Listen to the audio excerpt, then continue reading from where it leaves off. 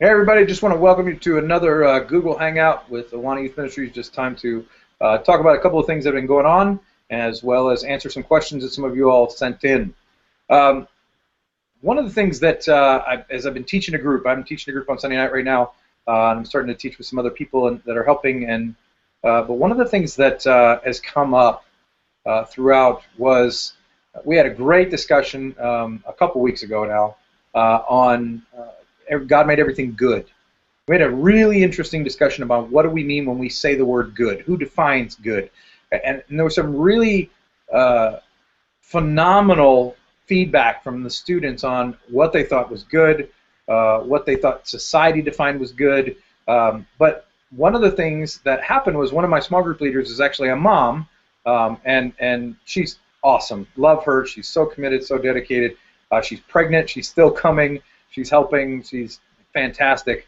But what she told me afterward was, she said, I really wish that these parents would engage on this topic, because you introduced a phenomenal subject that they need to follow up on.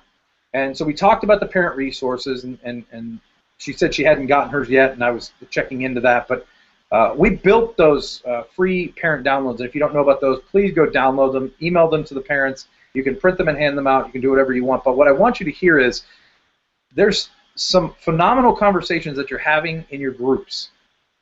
And I think we make a mistake when we think that, well, we finished our conversation, the conversation is over once we're finished with our group. The strongest possible method for discipleship is when we have a mentor, a leader, whispering in one ear, what a parent is whispering in the other. We're getting it in stereo. We're hearing it from all the authority figures in our lives, all speaking truth into our lives about that particular topic. So for us to leave parents out of the mix as we do our small groups, as we do our large group teaching, as we hear some amazing things from our students, to leave them out of the mix is essentially to do discipleship in half. We haven't really accomplished what we're trying to get done. We need the other side, the parents, speaking into the same thing. And so we need to be communicating not only what are we teaching, and those parents' guides do a phenomenal job of prepping parents to have conversations with their students about those topics. But we also need to encourage the parents to have the conversation. Just because they got the document, just because you emailed it to them or even handed it to them, tell them, hey, you know what, tonight we had this amazing conversation about what does good really mean. Just ask them about it. Sometimes that alone is enough to spark a conversation on the ride home and for 2 hours afterward. So I have a phenomenal story when I was a high school pastor. When I was a youth pastor. It was even older than that. Wow, I'm older than I keep remembering. Of asking students, and I was prone to ask students to say, I got a question. It's going to stump your parents. Go home and ask them. And the students would inevitably go home and ask them, and I'd hear back, and sometimes parents would be like, why did you tell them to ask me that? Well, I told them to ask you that because I want you to speak into the topic as well. But I got a great story back from one girl who said that she went home on Sunday after church and asked her parents the question that I asked, and they spent 6 hours from lunch all the way through to dinner discussing the question that I'd asked. And the father came to me and said, you know what, I really appreciate that, because it's the first time anybody opened the space for my kid and I to have a conversation about that topic. I don't know how I would have started that conversation by myself, because it's kind of awkward maybe, or I thought maybe it was a little too hard for them. But because they asked the question and introduced the topic, now I have the opportunity to engage with them. So even if it's just telling your students, go home and ask your parents this, go home and ask your parents that, see what they say when you ask them about what's the thing they're most afraid of. I just told my small group guys this week to go home and ask their dads, what are you afraid of? And I told them that if if your dad says he's afraid of nothing, then just look at him and say, are you afraid of losing me? And watch him panic right in that moment. It'll be great. But they said, I don't know what my dad would say he's afraid of. And I said, you need to know that. Ask him. And I'm hoping and praying that when I hear back next week that the students are saying, my dad spent some time talking with me about what he was afraid of when he was a kid and what he's afraid of now and how it's changed. But to really honestly, truly look at the fact that we open spaces for parents to engage their students means discipleship is well-rounded. We've completed the circle. There's more than just us talking to them about this topic. One of my favorite lines that my youth pastor used to say when I was a kid was, I can't fix in an hour a week what your parents did in 40 hours a week. It's either going to be good or bad, but realistically, I can maybe improve it slightly, but there's no way I can completely fix everything if they wreck it. Parents are a crucial part of this discipleship process. Please do not forget to include them as we do discipleship with these students that we love so much. So, Jonathan, do we have questions? Yeah, we've got a few questions, and if you're watching right now live, there's a little Q&A box that you can type in a question, and we'll answer it. But the first question, kind of related to what you were just talking about with parents, is having students in the group whose parents are not actively involved either in the church or they are not Christians themselves. How can, as a leader, I encourage the student to engage with their parent, who may not be walking down the same spiritual path, but could still engage with the student with the parent guides even? What advice would you give to that? So I think there's a couple of things going on there, because you have a lot of different parent scenarios. So I want to be careful here that we're not just painting with a broad brush and saying, well, this will work for everybody.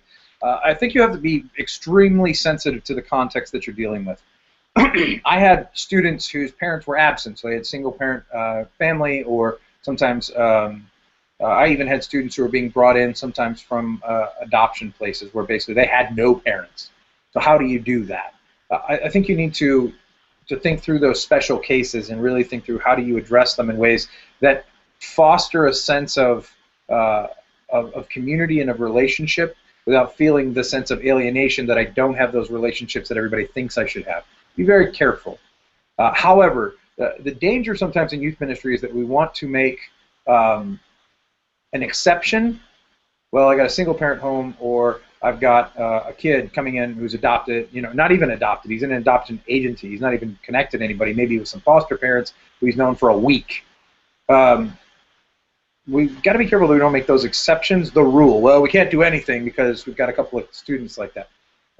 Those are special cases and they need to be treated as such.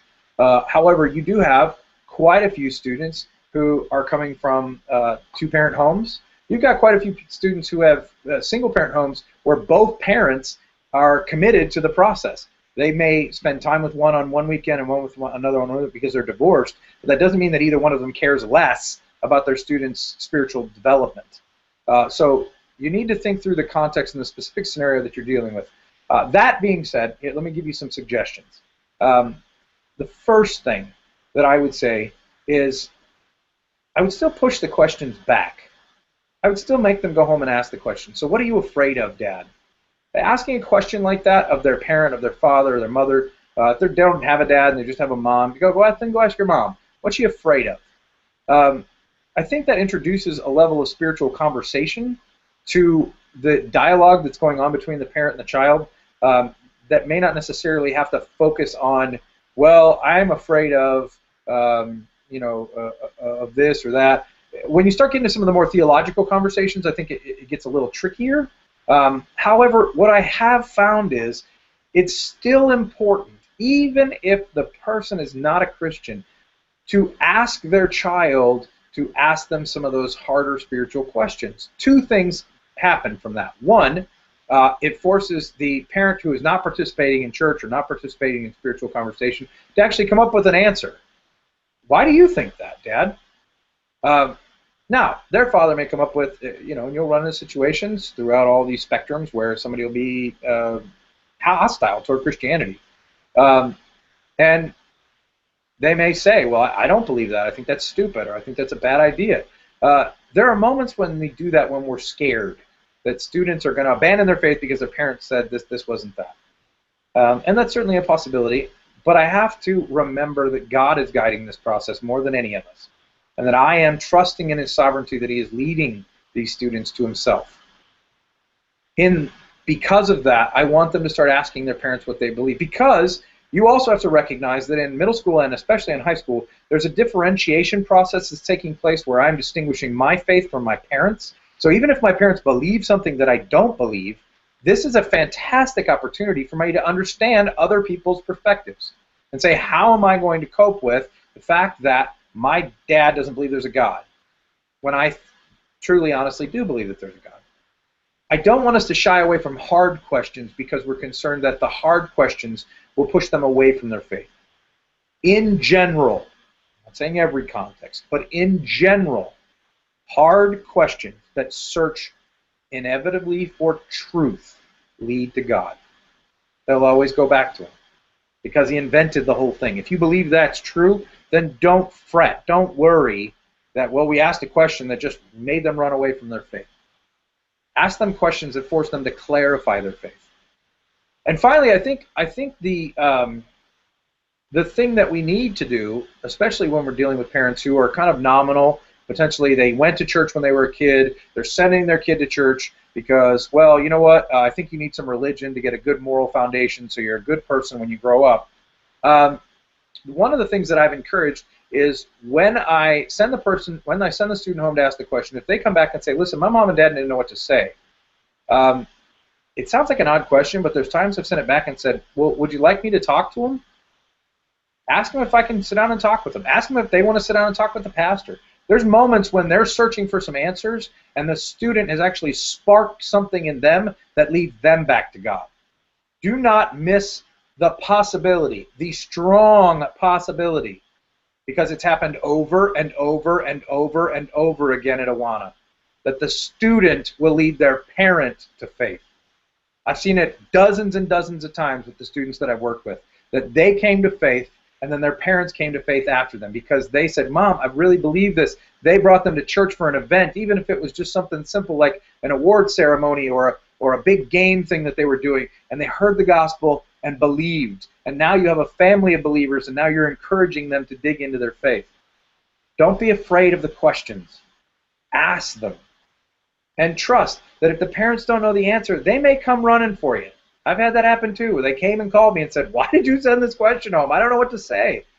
But it gave me as a leader an opportunity not only to connect with them, but to help them understand their own faith.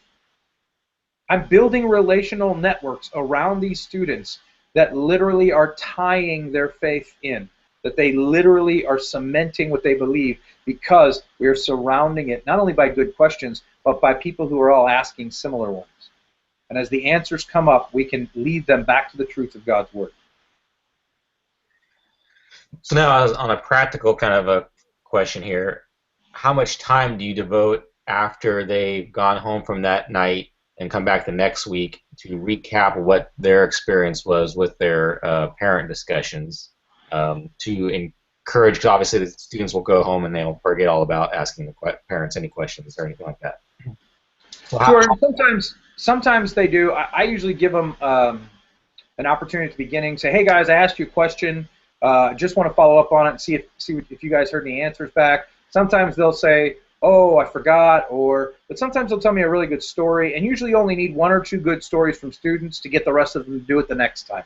The other thing is, by holding them accountable, by asking the question at the beginning, they know, oh, you were serious. You meant to actually go home and ask them. And the good stories that come back, oh, my dad, I asked him what he was scared of, and guess what he said? And they're all like, oh, shoot, I forgot to ask that. So they'll go back and do it. It actually encourages them to actually do what you asked them to do.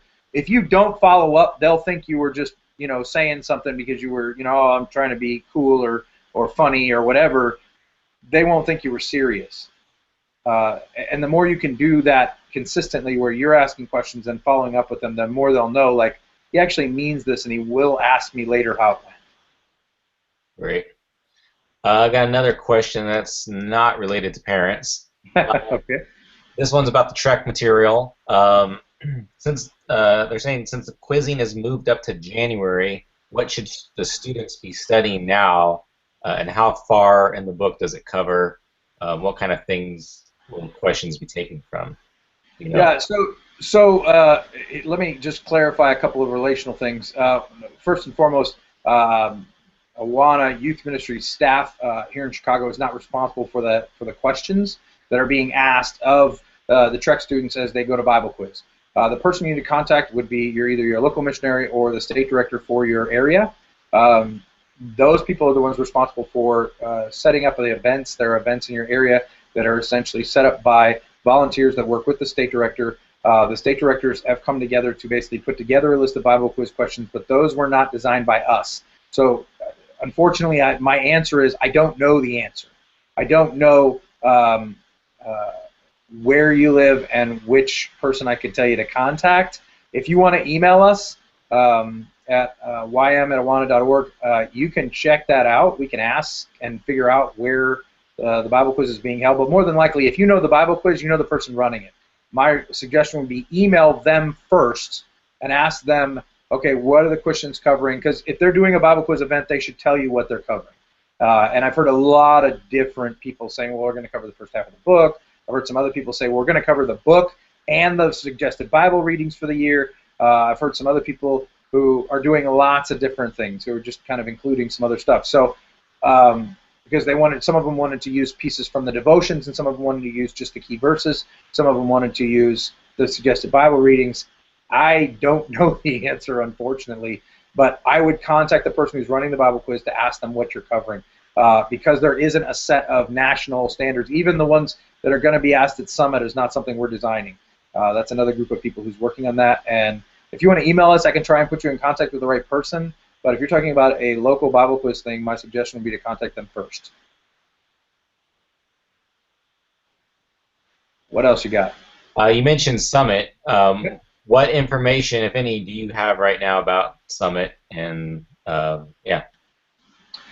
Well, obviously, as we've been talking about before, there are two summits, both of them in April of 2015, one in Kansas City and one in Washington, D.C. I will be at both, so come see me. I'm looking forward to seeing all of you. The registration should be up soon. If you want more information, you should check out the Summit webpage.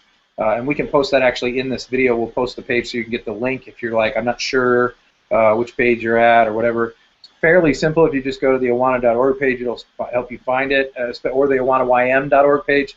I think it's /summit. That's the link.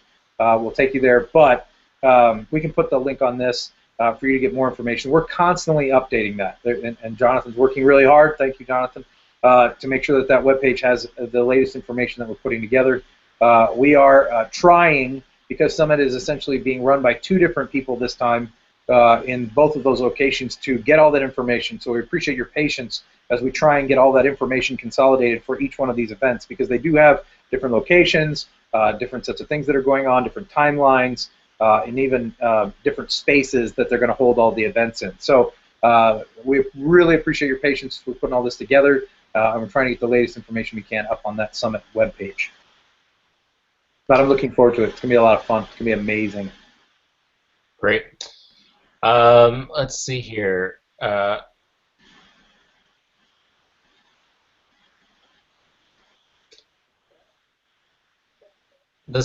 service projects related to Journey. Yep. It's not clear how they complete that. I guess, can you explain the service projects and how they're supposed to do that, and how they complete that for the meritorious awards, for the different awards, I guess? Okay, so the first thing is, and we can post a link to this as well when we finish this video, to the Citation Matrix. The Citation Matrix spells out pretty clearly what the expectations are for the service projects.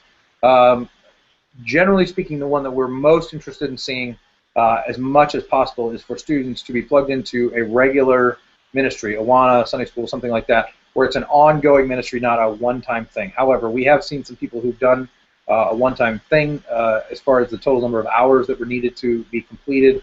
I believe it says 3 months per book in Journey, so that's basically 6 months. It's pretty much most of an Awana ministry's year.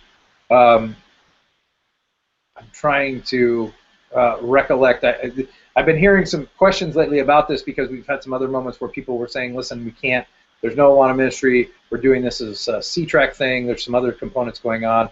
I'm trying to separate out what we communicated there with what's general.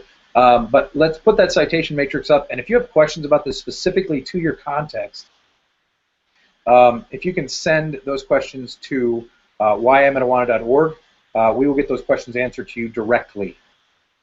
Because there are specific contexts that we've been hearing a bunch of lately, where somebody says, well, we live in a small town, there's not an Awana program, there's only 3 students, there's no place for them to serve, what do we do? I don't want to give an answer that's essentially directed toward you that isn't fitting your context. I know that they are supposed to do a regular amount of service projects for each particular award. And I'd have to look that up right now, and I'd rather just post the document for you and then let you send us the specific question you're trying to ask, if that makes sense. Yeah, it sounds like there's probably more detail there that can be pulled out. I think that's all we have for today. Okay. We're leading into Christmas time, really only 2 weeks away. Yep. Any advice, any tips on going into that time? Yeah, so I just want to take a minute and challenge you. Oftentimes at Christmas we do a Christmas party, we get caught up in a bunch of things that are going on right now. We're busy. I get it. I am, you are, we all are. Trying to buy gifts, trying to go see family, family's coming to see us, so you're frantically cleaning up your house, trying to get it all ready. I know it's busy. But the first thing I'd like to challenge you on is each one of your students has a requirement to bring a friend. And Christmas is one of the best times to do that because people are more likely to go to a church during Christmas. They think, well, you know, it's that time of year, we should go. You know, even the people that joke, I only go to church 2 times a year, are going at Christmas and Easter. This is one of those times. So if you have a bring a friend requirement that students are going, look, I just don't know who to bring. Some of them have cousins that are driving in. Some of them have, you know, relatives that are driving in, friends that are coming in from out of town. Have them bring those kids with them to your trek group, even if it's just to the Christmas party. The other thing, though, that I want to make extremely clear and a serious challenge is that oftentimes in all of the desire to have a lot of fun, to play some games, to build community, we think of Christmas as a family thing, and it is. But I'd like us to not forget that Christmas is all about the gospel. Jesus coming here to earth to rescue us. This is the good news. Do not forget in the Christmas season, in the hustle and bustle and everything else that's going on, to actually share the gospel with the people that are coming to see you. Share the gospel with the students that are bringing us friends. We do that. Your first time there, we make sure we have a trek check or a faith foundation to pass off. But this is a unique time to talk about something amazing that God did for us that we could not do for ourselves. And there are moments when, oh, well, I forgot to share the gospel in this context, or I forgot to talk about the gospel with this, or this is the one you don't mess up. This is the time that people show up to your church who would never show up throughout the rest of the year, who need to understand that this isn't a once-a-year story that they need to keep hearing, that this is the good news, that God, who, though we did not deserve it, and while we still hated him, while we were still far from him, while we were still sinners, he sent his only Son into the world to die for us. Christmas is all about God's love. And we need to talk about the love of God that begins at Christmas and ends at Easter. That is the life of Jesus. That is the one who came to rescue us from our sins. And while we may get caught up in Jesus as a baby and talking all about, wow, isn't this amazing? God did something that nobody had ever heard of before, and angels and shepherds and virgins and all kinds of things like that.